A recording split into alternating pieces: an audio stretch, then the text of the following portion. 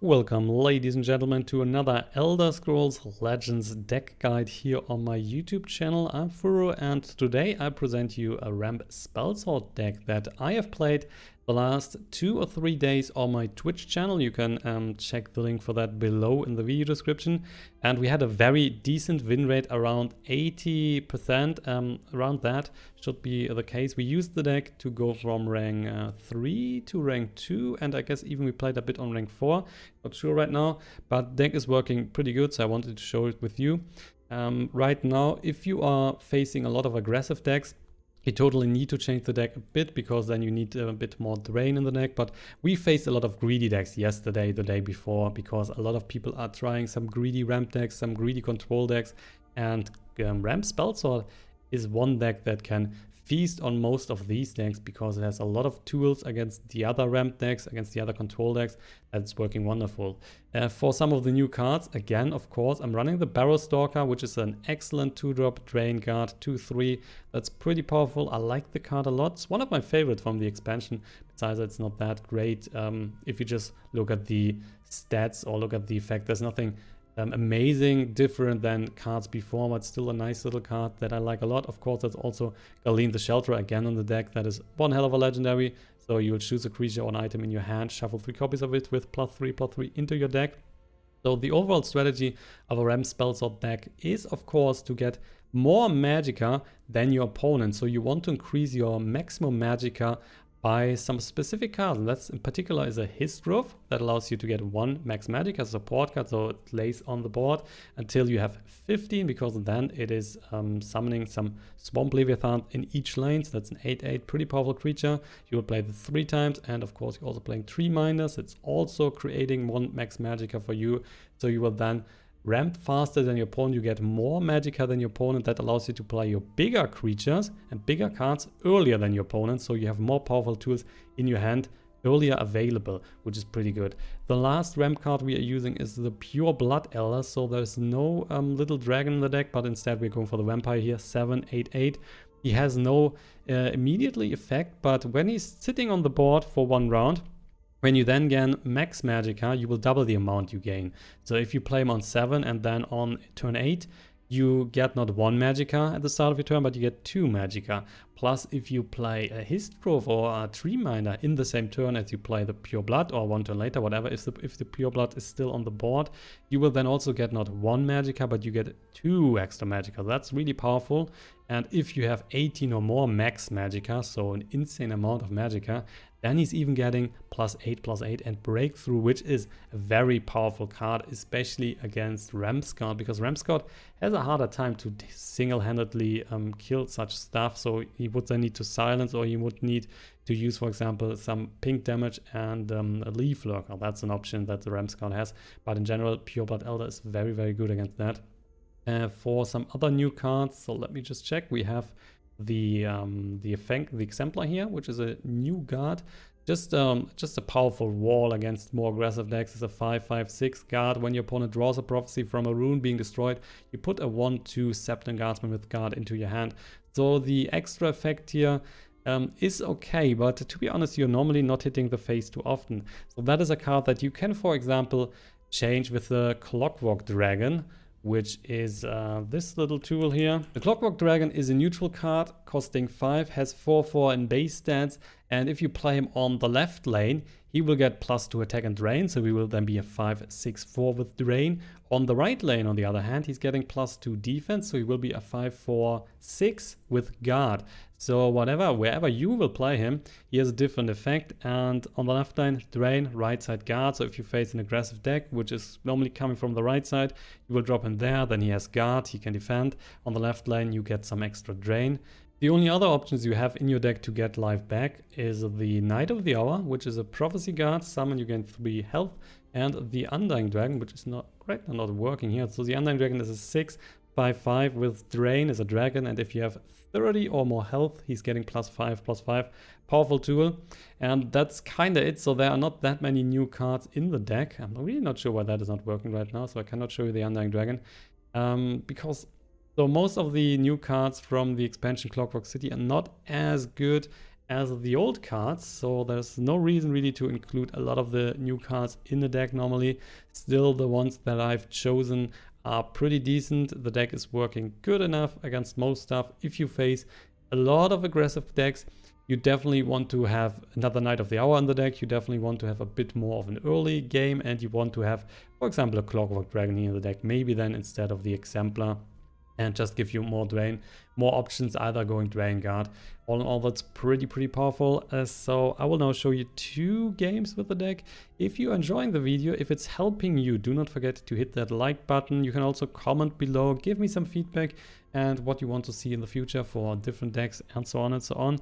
I'm very happy if I get feedback, so do not hesitate to use that, do not be shy. And we are now heading on to the ladder. I'm currently rank 2, so you will see some games played on rank 2 with the deck, so enjoy. Alright, ladies and gentlemen, so here we go. Our first matchup will be against the Warrior, and that is not looking like a good starting hand, so let's just replace. Hope to find something better. It's a bit better, so we have something to play on turn 2. Pure Blood Elder is of course pretty shitty for the start. Mummify, not so sure about that, and it depends totally on what our opponent is playing. So if he's playing a very aggressive kind of Orc Warrior style deck, then stuff like a Barrow Stalker is very helpful. If he's on the other hand playing something like, let's say a Rampage Warrior, something like that, then the Shadowfen Priest is one hell of a card that we totally need here against the Hist and so on. Or if you're having lethal creatures on the board, stuff like that. Windkeep Spellsword. And we just got another Shadowfen Priest. So what we are doing is we will hit him for 2, we will drain. If we hit the ward here, we are not draining, and he can still trade then on the next turn, so that's not very powerful for us. Fortunately, really, you normally at turn 3 you want a ramp card, Hist Grove, 3-mana, stuff like that. Sharpshooter Scout, that looks like some sort of rage deck. Oh wait, that's even more aggressive. So why are you playing that? Again, we have nothing to play, by the way. So that looks more aggressive. And then it's pretty bad to not play anything on 3 and not play anything on 4. So one hell of a bad start. What we're doing is dropping the priest here and get rid of... Oh man, it's just getting worse. It is just getting worse. So let's use then the Shadowfen and silence the Market Bannerman, so that he's not getting the Nord Firebrands. If he's using those, he might play Doomcrack as well. And it's not too unlikely, to be honest. The Nords must take back Skyrim. So the great, cool story. Confound you. More on the face, of course. Probably not getting something too useful. That's a crushing blow. Orders. And 6-5. Yeah, that's good. Very good. Phalanx Exemplar. So Immolating Blast, please. Windkeep Spellsword. Will you stay? No, it's a 5-4. And on the next turn, well, Mummify maybe. Such a bad start. Edict is great. Barrow Stalker. So let's see, how about we use the Edict here on the Northwind Outpost. And we use the Mummify on the 4-4, so that's just the 2-2, a small guy. So we can just push 2 right now. Still we're going down to 14. Then we will build a wall with the Crushing Blow. So Exemplar and Crushing Blow. The Dawns. He's giving me more creatures, he's not giving me more. I would have played the Dawns. But still, that's definitely Crushing Blow, and that's definitely the Exemplar. Still down to 12, so not a good position to be in. He will now just start to drop his stuff on the right side. We have the Dawns for that. So the right side is getting crushed. Voice just giving me Fall the Mighty, that's also a decent option. Another Dawns. So then how about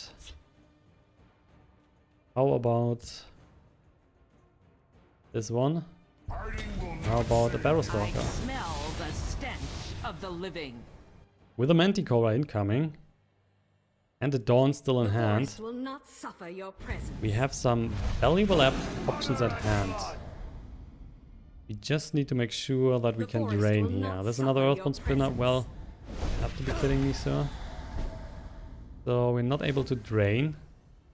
We're not able to do much, in fact. So that is pretty shitty. Gonna play Mantikora. Kill this one. Kill this guy. That's an option that we have. If we're not doing that, we might be dying here. Because he's just pushing too much. So yeah.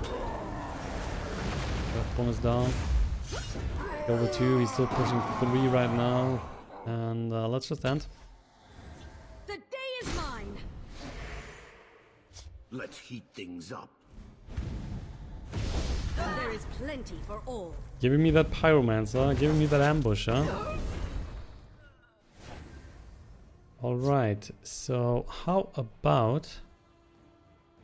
That's obviously a trait. We can easily kill the Ambusher, for example, if we go Edict. That's not the problem. And then if we use Edict and Shadowfen, we can kill both units. I think we have to do that. Otherwise it's too dangerous. So I would totally love to play something else, but I think it's too dangerous. I would love to play the Hist. I would love to play Pure Blood. But with 5 life left, if we are not keeping our guard alive, and if we leave him with 1 unit, he might just kill the guard and go face Doomcrake Vampire The forest will not suffer and the your Earthborn Spinner. presence. So Odahviing looks like a decent choice. Also, we could also, so we're not hitting him anywhere in the face. Let's use the Dawns, and then instead of dropping Odahviing, we are using the Hist to ramp up. So we will then have more Magicka to go on the next turn, which allows us to play, for example, the Blood Magic Lord here, and then the Blood Spell, and maybe even something else. More Gatekeeper, and that's it. Got another Hist, which I would love to play alongside the Pure Blood, but I think we're going for the Odahviing. We will leave him the right side, so we can play the Dawns. I am a child of Yeah, Night Shadow. For sure, so the Dawns is coming. Emperor's Blade is also good. Dawns is killing his Drain with Breakthrough. We will drop the Emperor's Blade here to have a guard on the right side as well, which is then of course also able to give us some life back. And I guess we have to play Blood Magic Lord. Follow me, men. Marketh Bannerman, which is a problem because that is just giving him more stuff into the hand. So we will try the Blood Magic Lord. And then hopefully get something like that. Drain life, that's giving us 5 life back. We are totally doing that. Going back to 10, he's going down to 23. We're also dropping the Barrow Stalker then on the left side. He's getting 2 Northfire Brands, which right now are just 1/1s because he has no support on the board. And that's it. Almighty. On the next turn we're totally just going face. We have enough to kill him. praise to our unholy And maker. it's not super likely now that he's able to survive. He has played already 2 Morgul Gatekeepers, 1 Sharpshooter Scout. I think most of the... Oh, there's a soul. Most of the prophecies are out, I think. So we're kind of just trying that. Wrong place for a midnight Going stroll. face here, get some life back. Let's push the 7 first. Something is coming.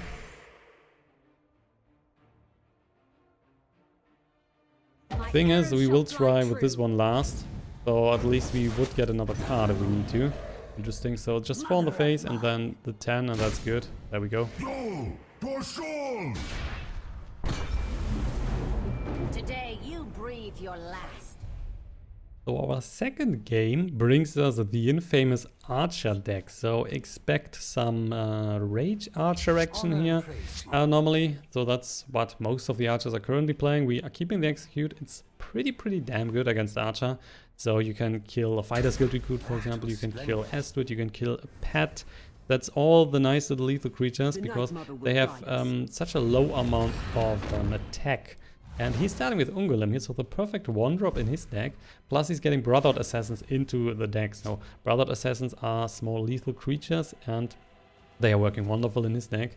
And then we probably also should expect to see a bow. He's definitely playing Archer's Gambit and so on and so on. By the way, start is really bad, so let's just pass here. We have nothing to ramp up. We have another single card besides the Execute to play early on. So all in all, that is not good. He's dropping a Thieves Guild Recruit, which we are also not killing with the Execute. So that's definitely a card we want to save for later. Crushing Blow. No, not hitting any of those. Let's just pass. Take a few more cards here. And then we will decide if we find a stronger card on the next turn. If we use the Crushing Blow. Like this one. That's definitely a better target to use. Even better would be something like a Moonlight if he's playing Moonlight Werebirds, for example, the 4/2 Drain creature that is coming out of the rule most of the time. We now have Cloudrest Illusionist, which allows us to play Cloudrest into the Execute if he's giving us some bigger creatures. Ooh, that's a Wonderstone. Interesting. So that's a bit more of a greedy deck then. Have a Tree Minder, let's drop that. Finally ramping up. If you drop it on the left, you would just trade with the 1/2, so that is not helping you too much. Cannot trade, so let's just give him the guard on the right. Another Thieves Guild Recruit. That's already a lot of cheap cards to get. It's Mummify. Nope, thank you, sir. That is way too low. For the black hand. Prepare to die. And we should prepare to die, apparently. I don't think so. There is more to ramp, so why not do that? We totally need to kill the Wonderstone. So far we cannot. But at least we now have the option to play Adorns and kill a whole lane. And look at that. So he's currently sitting at 41 cards left. And he already dropped triple Thieves Guild Recruits. That is insane. And this one is also kind of insane. So let's drop that here. Go for one in the face because we can. And let's just end. Nothing inside to kill the Wonderstone so far. And the longer the stone is out, the more value he's getting. My arrows shall fly true. Sharpshooter Scout. With lethal. Yeah, that's pretty good, sir. I am sorry. Well done. Now we can use the Execute, by the way. There is the Knight of the Hour. Let's drop on the left. Let's see if he's now giving me Archer's Gambit or so. That would be stupid. You can right now, by the way, play Wonderstone quite good in Archer, because you're facing so many greedy decks that you are totally good if you play a Wonderstone, because the greedy decks will not kill you fast enough. So the Execute on the Scout, but also in general you should normally have some sort of support destruction in your deck. So on the other hand, this is normally an easy target if you have the right cards. We currently do not have, so we have Piercing Javelins, we have the Shadowfen Priest. That's a lot of stuff. That's 5 cards in the deck that can kill supports. But we're sitting here without any of those. Another lethal. He's still killing the support. And a Crushing Blow. Yeah, so going for that Crushing Blow. Mantikora, I think, is just too powerful in this situation. So Crushing Blow is enough to kill the creature. Why should we invest in Mantikora? Prepare to die. Oh, that's so bad. That is so bad. What should we do? We have nothing to do, really. Soul is not good enough here. I don't want to get an Exemplar back. Seriously.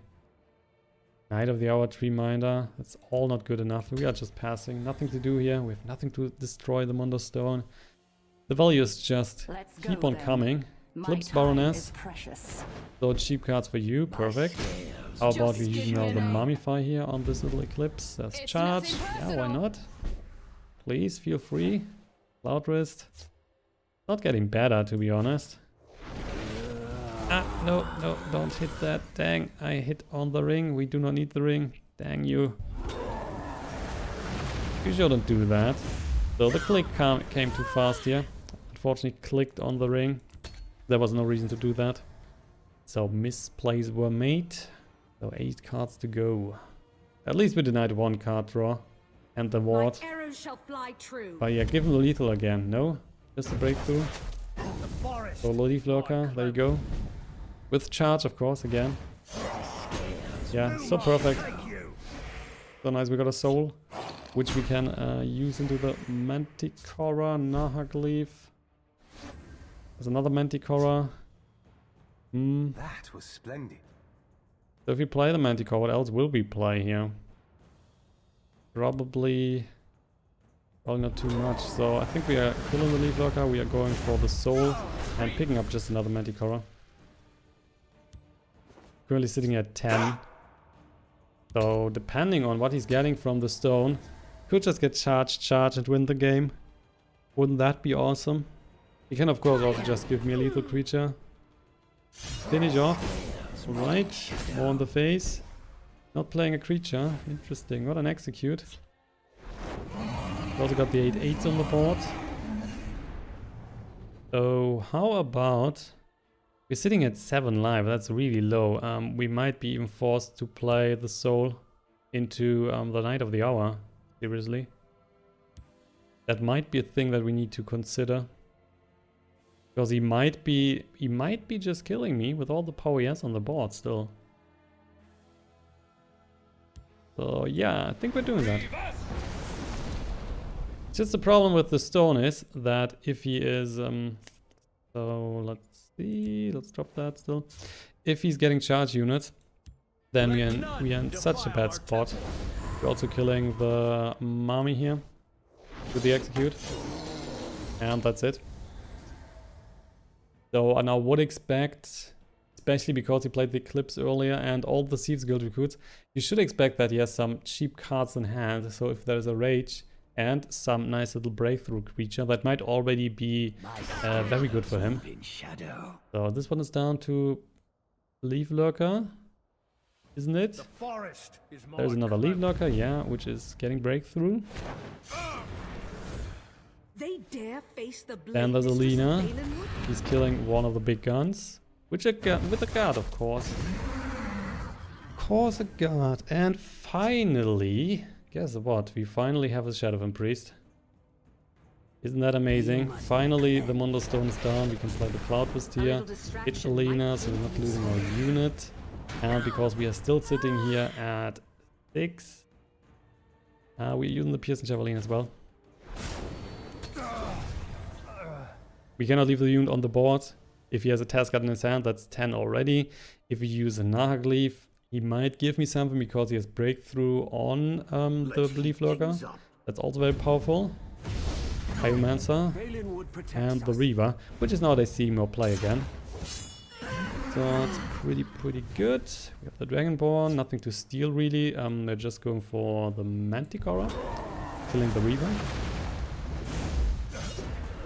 So despite all the Mundo Stone action, we are still in play, but with 10 life it will be tough. The forest will not suffer your presence. The Earthbone Spinner, so guess what, you want to hit the face, would assume. Oh, Green Pact Stalker, that's why. But you're still going face, are you not? Oh yeah, you're going face. So we're down to 8, you have 2 cards left. Very interesting. So the Dawns is clearing the lane. And then I am giving him the Nahagliiv. I think we're kind of safe with 8 and just 2 cards in his hand. He's playing some interesting stuff like Green Pact Stalker, finish off and so. It's just if he has 4th charge units, it's GG. So double Cliff Racer, for example. We haven't seen a single one of those. Maybe he's not playing Cliff Racers. It's also a possibility. What is that? Another Earthbone Spinner. Wow, that is already all 3 Earthbone Spinners. Odahviing coming at the right time because we can just kill all the cards. Shadowfen Priest and all the stuff is coming. So he's a down. Now it just depends on what is in his hand. Valenwood protects us. Another Reaver, and this one is cheaper. So he got that from probably, let's see. I cannot see that. So probably from the Thieves Guild. Interesting. We cannot kill it right now, even if we go Shadowfen Priest. Exemplar.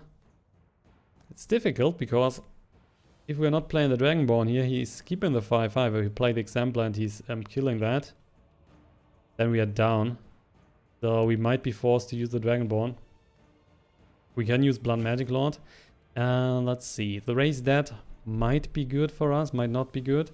If we get Corpse Curse, so Shackle the Lane, that is fine. If we get 5 life, that is probably fine for us. And if we get the Gargoyle, that would be another guard. So that is costing us then 11. Oh, we could play both the Exemplar and the Gargoyle. So how about we drop the Blood Magic Lord? Now you will see We got the Drain Life, perfect. So let's use the Drain Life here. Get 5 life back. We are then also dropping the Exemplar. Never give ground. And end the turn. So he now is forced to clear... Oh wait, another... Oh, he just played 2. Thought he was already playing 3. Just follow the forest is my strength. So, but that's a strong lane, sir. Skeletal Dragon. How about... So if we steal something here... Steal the 5/6.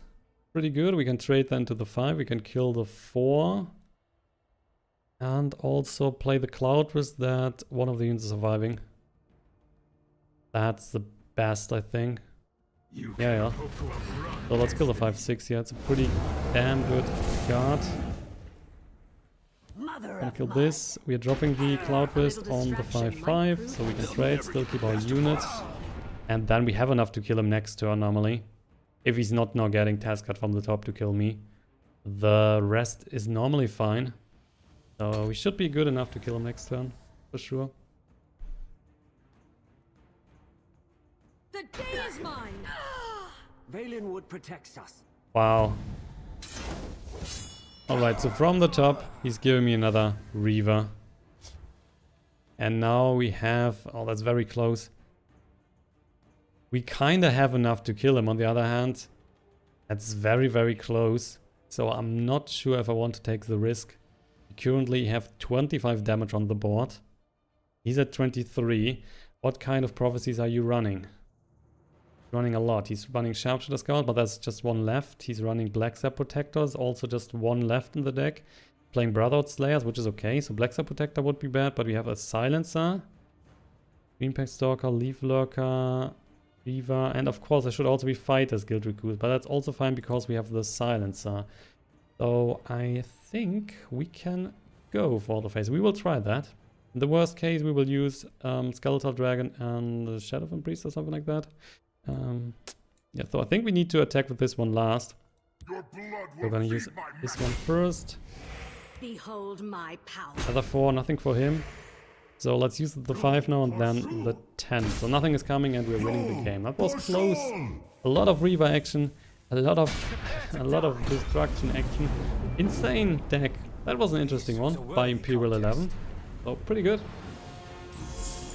And with that, I'm by the way at the end of today's video. If you've enjoyed, do not forget to hit that like button, comment below for feedback, and I will see you then in the next video of the Elder Scrolls Legends or another card game.